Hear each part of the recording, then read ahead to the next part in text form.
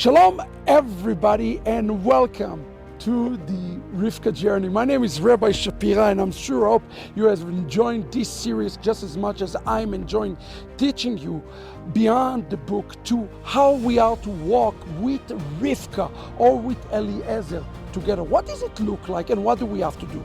In order to understand those questions, we have to understand the end goal.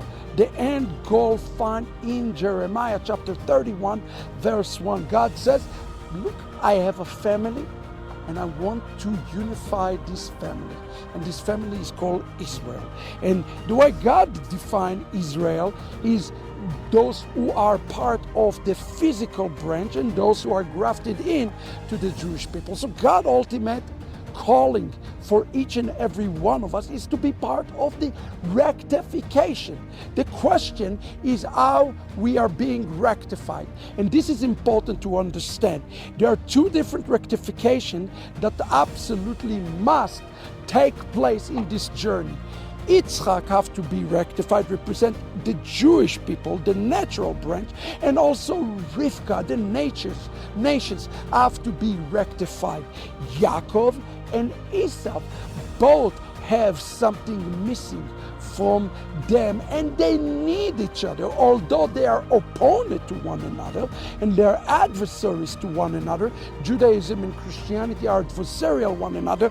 You have to understand that Judaism cannot reach its full capacity, its full potential, unless it recognizes something that is found inside Christianity and vice versa. Christianity cannot fulfill its fullness and its full potential unless it's received something very valuable from the Jewish people. Listen to what the text is telling us in the book of Leviticus 26 verse 42, and it says, "Then will I remember my covenant with Jacob. I will remember also my covenant with Isaac, and also my covenant with Abraham, and I will remember the land." See, God says that in the last days, He is going not just remember what it means here, He's going to fulfill. Every time we see this word in the Hebrew language, speaking about remember, is the word liskor v'zacharti. It's not that God has an amnesia. He says, I am going to be fulfilling it. Now notice something important. How it is going to be fulfilled. It is going to be fulfilled when Jacob becomes full. You see, there's something amazing about this text. Jacob's name have an extra letter that is added to his name. It's the letter Vav that is added to his name. Yaakov has the letter Vav. And this letter Vav is the letter that associates with Eliyahu or Elijah, the prophet. And the same thing about the nations.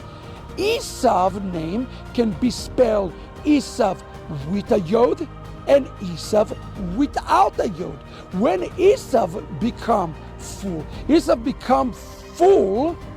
when he receives something that is resembled the number 10, the letter Yud. Well, what resembled the number 10?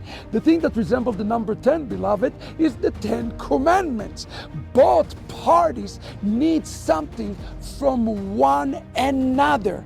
You see, and it says here in the book in page 109, Elijah the prophet will not return until Jacob prepare the way for the coming of the Messiah, until he is ready to attain the Vav. And prepare the way, means prepare the family by unifying the heavens and the earth and unifying the remnant of Esau with Israel. The powerful and unique calling of the Jewish people is to restore the Eden dormant Vav. This Eden dormant Vav and the Eden dormant Vav is what the Jewish people need to restore. And how do they do it? By returning them to Yeshua. Esav is the same letters as the word Yeshua. What is missing? The letter Yod. Returning to the covenant, to returning to the promises, remember, returning to the blessings. When the Gentiles take upon themselves their fullness, then the Jewish people are receiving something in return from the Gentiles.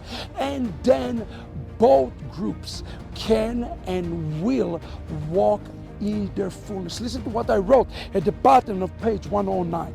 Yet Jacob has a real mission to Edom. Could it be that the birth of Christianity 2,000 years ago signaled a great commission on obtaining the missing vow from Christianity to rectify it?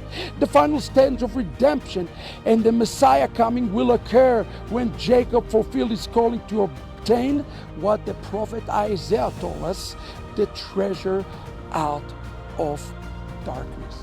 It says that in the book of Exodus chapter 13, it says that the remnant went out of Egypt. They were this mixed multitude. They were armed. This word in Hebrew, to be armed, is the same word as the word Messiah. The Gentile restored the Messiah to Israel. Israel restored the Torah to the Gentiles. Both sides get fulfilled and get full, and in that we can enter into the banquet. What an amazing responsibility we have toward one another.